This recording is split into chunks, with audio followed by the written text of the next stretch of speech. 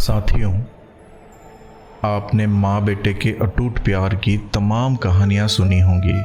माँ वाकई अनमोल होती है। माँ के लिए अपने बच्चों की हर छोटी खुशी बहुत मायने रखती है। साथियों, ये कहानी है एक बेबस माँ की, जिसका नाम शांति है, जो अपने बेटे से बेहद प्यार करती है। शांति के घर में उसके पति सोमनाथ और बेटा सूरज रहते थे। सूरज शांति और सोमनाथ का इकलौता बेटा, जिसे बड़े ही नाजों से पाला। मामूली नौकरी में होने के बाद भी सोमनाथ ने बेटे की हर जिद और इच्छा को पूरा किया। जब सूरज छोटा था तो अम्मा का पल्लू थामे इधर उधर घूमता था। अब सूरज 24 साल का हो गया था। जब से सूरज समझदार हुआ और अलग कमरे में सोने लगा, तब से शांति रात को सोने से पहले सूरज के कमरे में जाती। उसे सोता हुआ देखकर उसके मन को एक सुकून मिलता।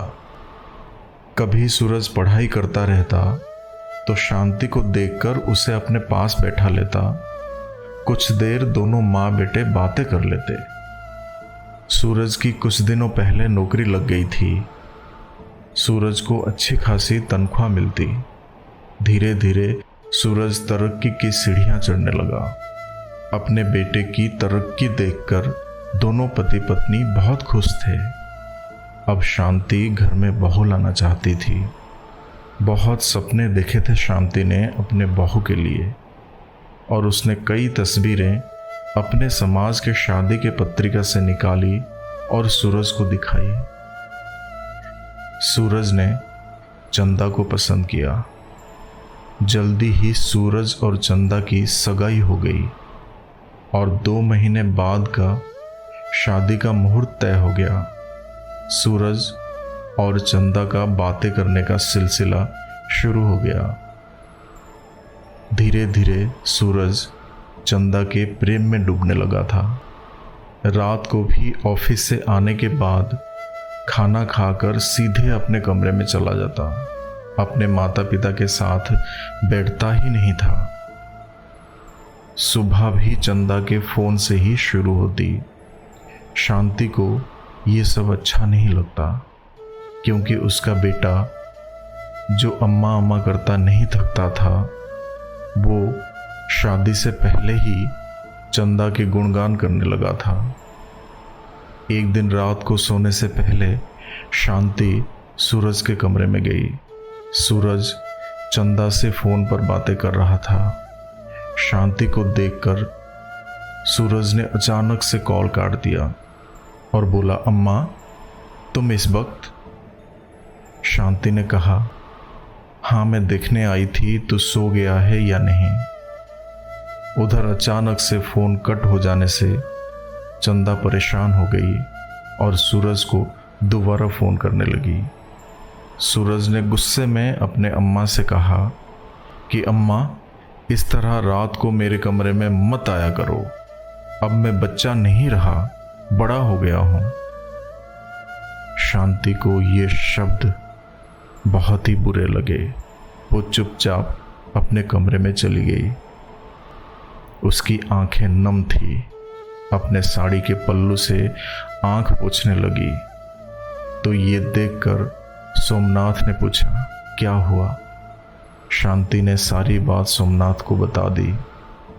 ये सुनकर सोमनाथ ने कहा, तुम भी ना, अरे भूल गई क्या अपने जवानी के दिन?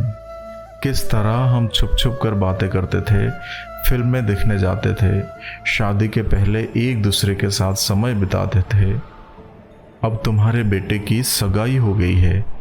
उसे नौकरी के साथ साथ चंदा को, हम सब को समय देना होता है, इसलिए कह दिया होगा उसने ऐसा। उसकी भी अब प्राइवेसी है, समझी ना? शांति ने हाँ में सर हिलाया। समय बिता। चंदा शादी कर घर आ गई। कुछ दिनों के बाद सूरज ऑफिस से आया और उसने बताया कि उसे ऑफिस की तरफ से विदेश जाने का मौका दिया जा रहा है। ये सुनकर सब बहुत खुश हुए, पर शांति को खुशी नहीं हुई। सूरज और चंदा विदेश चले गए। पहले रोज चंदा कॉल कर लेती थी, सूरज भी अपने अम्मा बाबूजी से बात कर लेता था, पर फिर सप्ताह में एक बार कॉल करने लगे और धीरे धीरे महीने में एक बार। यदि शांति कॉल करती तो सूरज कह देता कि मैं व्यस्त हूँ, पर फिर भी अपने मन को मार कर शांति रोज दिन में एक बार कॉल कर ही लेती थी। अब शांति उदास सी रहने लगी। जिस बेटे को इतने प्यार से पाला पोसा, उसने उन्हें दूध में से मक्खी के जैसे निकाल कर फेंक दिया। पर सोमनाथ उसे समझाता कि आजकल का जमाना है ही ऐसा। पर शांति सोमनाथ की बात को नज़रअंदाज कर मन ही मन दुखी रहती। सूरज और चंदा को विदेश गए 2 साल होने आ गए थे, पर वो एक बार भी घर नहीं आए। 2 साल से घर में कोई पकवान तक ना बना। सोमनाथ कभी कहता कि खीर कचौरी पूरी बना लो तो शांति चिढ़ जाती और कहती, यहाँ बेटा हाथ से चला गया और तुम्हें पकवान खाने हैं। वो था तो यहाँ घर जैसा लगता था, अब तो जीवन वीरान सा हो गया है। बेचारे सोमनाथ कुछ कह नहीं पाते। बाजार से जाकर जो मन करता खाने को ले आते, पर बाजार के पकवानों में वो स्वाद कहाँ जो पत्नी के हाथों में। सोमनाथ के रिटायरमेंट का दिन करीब आ गया था। शांति ने सूरज को फ़ोन कर कहा, बेटा परसों तेरे पापा का रिटायरमेंट दिवस है, उसके उपलक्ष्य में उनका सम्मान समारोह रखा गया है, इसीलिए तो वीडियो कॉल कर लेना, तेरे पापा को अच्छा लगेगा। सूरज ने कहा, ठीक है अम्मा। सम्मान समारोह के दिन बड़े ही अच्छे से सोमनाथ का स्वागत हुआ। पूरे स्टाफ ने सोमनाथ की तारीफ की।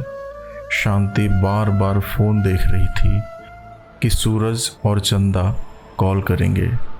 सम्मान समारोह खत्म हो गया, पर बेटे बहू का कॉल नहीं आया। शांति ने सोमनाथ से पूछा, देखो जरा आपके मोबाइल पर सूरज का मिस कॉल होगा। सोमनाथ ने कहा, कोई मिस कॉल नहीं है, तुम झूठी उम्मीद करना छोड़ दो।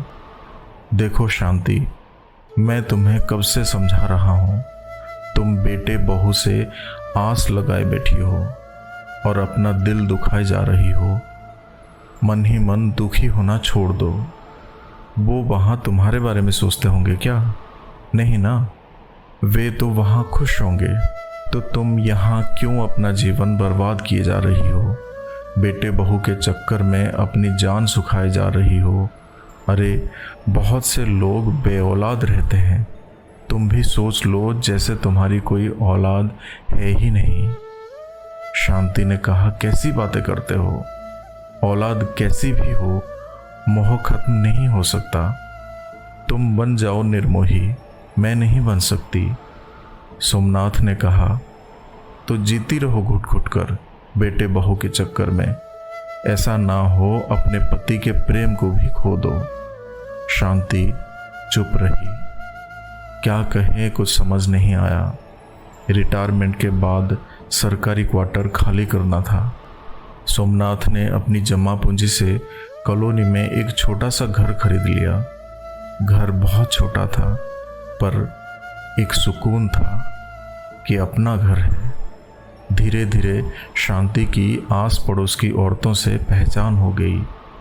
सामने एक बड़ा सा गार्डन था, जहां बहुत से सोमनाथ और शांति के हम उम्र के लोग टहलने आते थे। धीरे धीरे अच्छे दोस्त बन गए थे सोमनाथ के। शांति ने भी सहेलियां बना ली थी। बातों बातों में उसे पता चला कि उसके घर के समस्या तो कुछ नहीं है। दूसरी औरतें तो और भी ज़्यादा अपने बहू बेटों से परेशान हैं। किसी को घर में मान सम्मान नहीं मिलता, तो किसी को समय पर चाय खाना, किसी की बहू से सीधे मुंह बात नहीं करती तो किसी की बहू बेटे को माँ के खिलाफ भड़काती। बेचारी कोई दवा और इलाज को तरसती। सबकी पीड़ा सुनकर सोचने लगी, इससे तो बेटे बहू दूर ही सही, कम से कम मेरे पास अच्छा पति तो है। मुझे किसी का मुंह नहीं देखना पड़ता चाय और खाने के लिए। कोई रोज की किचकिच नहीं है। जब हाथ पांव नहीं चलेंगे तो काम बलियां रख लूंगी, सुकून से जीऊंगी। सच कहते हैं सोमनाथ, वे वहां खुश हैं तो मैं क्यों अपना दिल दुखाऊं, क्यों सोच सोच कर मन ही मन दुखी हूं। मैं अपने घर की मालकिन हूं, आराम से जियो पति के साथ। बहुत समय के बाद शांति के मन में सुकून था और चेहरे पर खुशी। घर आकर हाथ मुंह धोकर शांति रसोई में मटर की कचौरी और गाजर का हलवा बनाने लग गई। रसोई से खाने की महक आई तो सोमनाथ रसोई में गए। शांति ने सोमनाथ से कहा, आज सब आपकी पसंद का बन रहा है। सोमनाथ हैरान थे पर खुश थे कि शांति में बदलाव आया। शांति की रसोई में गुनगुनाने की आवाज़ बाहर तक आ रही थी। उसके बाद शांति ने सूरज और चंदा को कॉल तक नहीं किया। जब कोई इंसान किसी की कदर और फिक्र करना छोड़ देता है तब उसे उसकी अहमियत पता चलती है। 1 महीने बाद सूरज ने कॉल किया। शांति ने फ़ोन उठाया। सूरज ने पूछा, अरे अम्मा कैसी हो? आपने तो कॉल ही करना बंद कर दिया। शांति ने कहा, हाँ बेटा, आजकल हम बहुत व्यस्त रहते हैं। सूरज ने पूछा, कहाँ व्यस्त रहती हो? शांति ने कहा, जब अपने पराये हो जाएं तो पराइयों को अपना बनाना पड़ता है सूरज। अच्छा, फ़ोन रखती हूँ, बाहर कोई आवाज़ दे रहा है। फ़ोन रखकर शांति मन ही मन मुस्कुराई। उसने सूरज से झूठ कहा था। फिर शांति ने 1 सप्ताह तक कोई कॉल नहीं किया।